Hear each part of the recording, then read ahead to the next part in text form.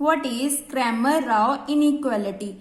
Cramer-Rao inequality is named after statistician H. Cramer and C. R. Rao, which provides a lower bound to the variance of unbiased estimator of parameter.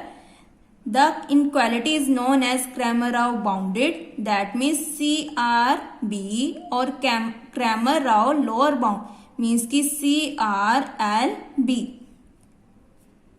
CRLB.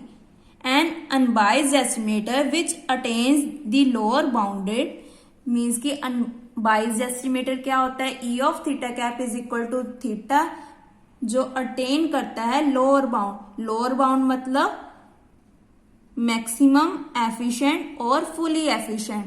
Such an estimator attains minimum possible mean square error. Lower bound मतलब minimum, मतलब lower bound को क्या बोलते हैं, maximum efficient, और minimum possible को क्या बोलते हैं हम, mean square error, and hence minimum variance unbiased estimator. That means अगर एस्टिमेट मिनिमम पॉसिबिलिटीज या मिनिमम स्क्वायर एरर आ जाए तो उसे हम बोलेंगे minimum variance unbiased estimator. The Cramer-Rao bound and also be use to find the bound of variance of base estimator of given basis. Means कि Cramer-Rao bounded से हम वेरिएंस को भी फाइंड कर सकते हैं. Below we are proving a generalise from a Cramer-Rao inequality. This theorem is most important for 16 marks. State and prove Cramer-Rao inequality. और इसी के साथ एक्सरसाइज 3.2 का क्वेश्चन 8 and 9 सेम है. State and prove Cramer-Rao inequality clearly mentioning its regularity condition. And question 9, how is Cramer-Rao inequality means कि इसकी only definition पूछी है. स्टेटमेंट जो हम अभी करेंगे, usually is obtaining minimum variance unbiased estimator derive the inequality. So ये भी आपको आ सकता है फॉर 16 मार्क्स के लिए. Let T be an unbiased estimator of gamma of theta. जो इसकी स्टेटमेंट है वो आपको 4 मार्क्स में आ सकती है, तो इसकी स्टेटमेंट भी आपने अच्छे से लर्न करनी है. T be an unbiased estimator किसका है, गामा ऑफ थीटा का. A function of parameter, parameter क्या यूज कर रहे हैं हम, theta. Then V of T is greater than equal to d upon d theta gamma of theta square upon E of curl upon curl theta log L square is equal to gamma dash theta square upon E theta, where E theta को हम क्या ले रहे हैं, ई of curl upon curl theta log L square is the information on theta supplied by the sample and is called information number or the Fisher information. Now इसका proof is most important. The joint PDF of random sample x1, x2, xn is given by L is equal to product of I is equal to 1 to n f of xi comma theta. This definition is Neyman-Fisher या Fisher Neyman criteria की. ये definition किसकी है, Fisher की, जो हमारा writer है. Since L is joint PDF of x1, x2, xn, therefore integral up to so on integral L dx1 dx2 up to so on dxn means कि इसका साइज कितना है, n. किसके इक्वल ले लिया हमने, 1 के. ये हमारी डेफिनेशन है. इसे दे दी इक्वेशन नंबर 1. देन डिफ्रेंशिएट कर दिया with respect to theta up to n times. Now हमारा फॉर्मूला होता है d upon d theta integral a to b f dx. तो अगर डेरिवेटिव बाहर पड़ा है तो इंटेग्रल के अंदर आके क्या बन जाएगा, curl upon curl theta f dx. तो यहाँ पे हमने यूज कर लिया. नेक्स्ट स्टेप में क्या किया हमने, यहाँ पे log L, ये देखो ये स्टेप कैसे आया. हमारे पास होता है curl upon curl theta log L L means कि इसका derivative with respect to theta करना है। तो ये लॉग एल का डेरिवेटिव क्या होता है 1/l और अंदर वाले का partial derivative with respect to theta curl L upon curl theta multiply L as it is. L के साथ एल कैंसिल हो गया तो क्या बच गया curl L upon curl theta. That means इसकी जगह हम ये पुट कर सकते हैं, तो यहाँ पे ये पुट कर दिया। इसका मतलब ये स्टेप हमने थोड़ा सा क्रैम करना है कि हमने ये पुट करना है। अगर हम ये पुट नहीं करेंगे तो हमारी थ्योरम क्या है प्रूफ नहीं होगी, क्योंकि थ्योरम का मतलब ही क्या होता है कि हमने थोड़े से स्टेप क्रैम करने होते हैं। Now dx1 dx2 up to so on dxn equal to 0। इस थ्योरम को आपने 2-3 बार रिटन प्रैक्टिस करनी है, क्योंकि अगर आप रिटन प्रैक्टिस नहीं करोगे तो पेपर में जाकर आप इसके स्टेप भूल जाओगे। नाउ ये किसकी डेफिनेशन है हमारी एक्सपेक्टेड की, तो E of curl upon curl theta log L equal to 0। Since t is equal to t of x1, x2, xn is unbiased estimator of gamma of theta, that means e of t is equal to gamma theta। यहाँ पे इसकी value put कर दी, क्योंकि इसकी definition क्या होती है integral x f of x dx, जो हमने ऊपर यूज की है। यहाँ पे हमने क्या पुट कर दिया इंटेग्रल कर दिया with up to n times, क्योंकि इसका साइज कितना है n टाइम्स इनइक्वालिटी, यहाँ इसका साइज कितना है n। यहाँ पे पुट कर दिया t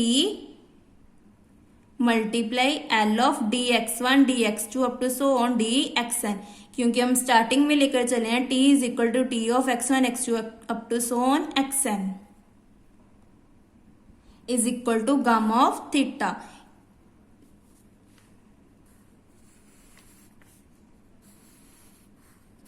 नेक्स्ट स्टेप में हमने क्या किया डिफ्रेंशिएट कर दिया with respect to theta, we get. इसको डिफ्रेंशिएट किया तो यहाँ पे आ जाएगा d upon d theta. Similarly फिर से हम डिफ्रेंशिएट को अंदर लेके जाएंगे तो क्या बन जाएगा कर। बाकी सारे टर्म्स क्या है हमारे कांस्टेंट, तो वो एज इट इज। तो इसकी जगह क्या आ जाएगा curl L upon curl theta, और यहाँ पे क्या आ जाएगा गामा डैश थीटा, क्योंकि विद रिस्पेक्ट टू हम थीटा कर रहे हैं। फिर से हमने curl L upon curl theta की जगह क्या पुट कर दिया curl upon curl theta log L L multiply L, means कि जो एल है वो इन दोनों के साथ मल्टीप्लाई में है, तो यहाँ पे हमने पुट कर दिया। इसे दे दी इक्वेशन नंबर 3, और ये हमारी डेफिनेशन बन गई E of T curl upon curl theta log L is equal to gamma dash theta. Now covariance, covariance क्या है t comma curl upon curl theta log L. इसका फॉर्मूला होता है e of x comma x y minus e of x e of y। तो यहाँ पे put कर दिया e ऑफ एक्स वाई क्या है ये दोनों minus e of x e of y, ये हमारा है x ये y।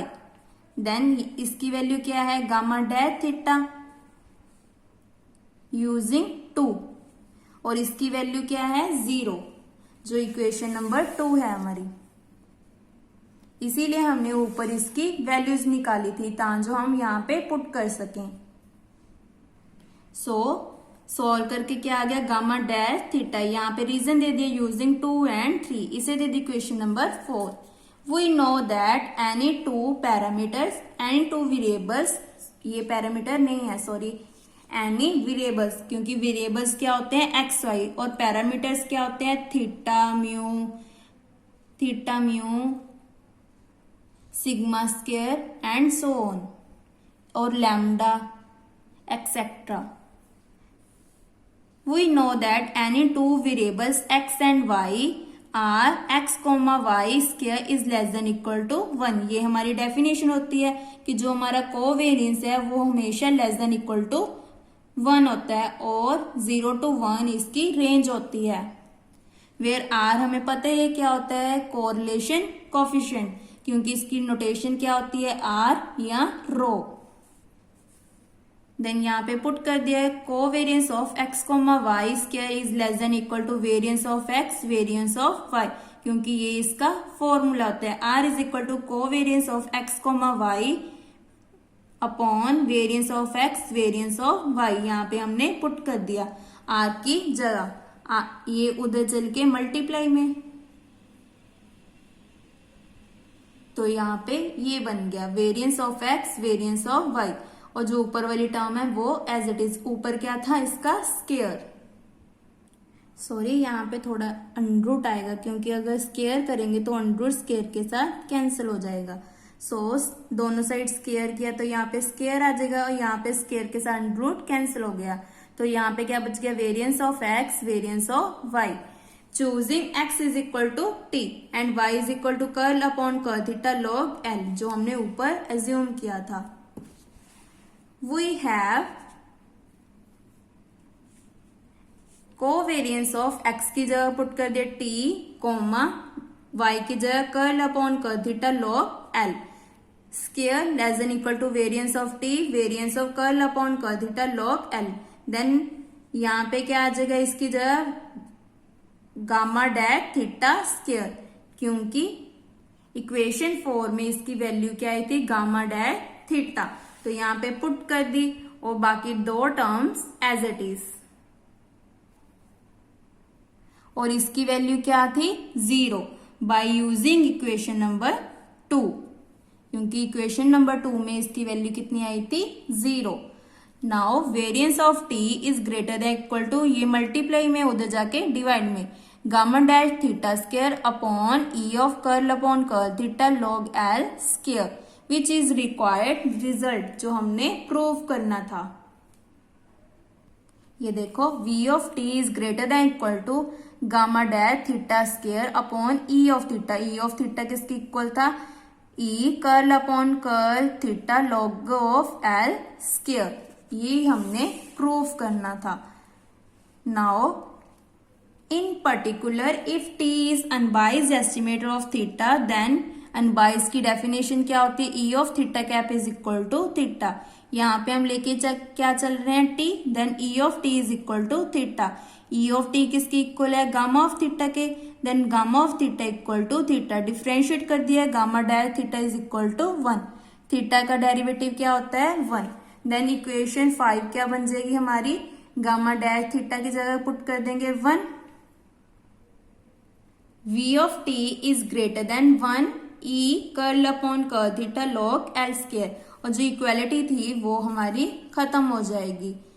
As unbiased estimated t of gamma of theta for which Cramer Rao inequality bound as given in equation number 5, it bound मतलब less than equal to, उसको हम boundary बोलते हैं lower bound, it attainable is called minimum variance bounded estimator, इसे हम क्या बोलेंगे minimum variance bounded estimator या MVB एस्टिमेटर। दैट मीन्स जो हमारी क्रैमर राव इनक्वालिटी है वो किस पे बेस्ड है MVB, और जो हमारी पहली वाली राव ब्लैकवेल थ्योरम थी वो किस पे बेस्ड थी मिनिमम वेरिएंस अनबाइज्ड एस्टिमेटर पे बेस्ड थी।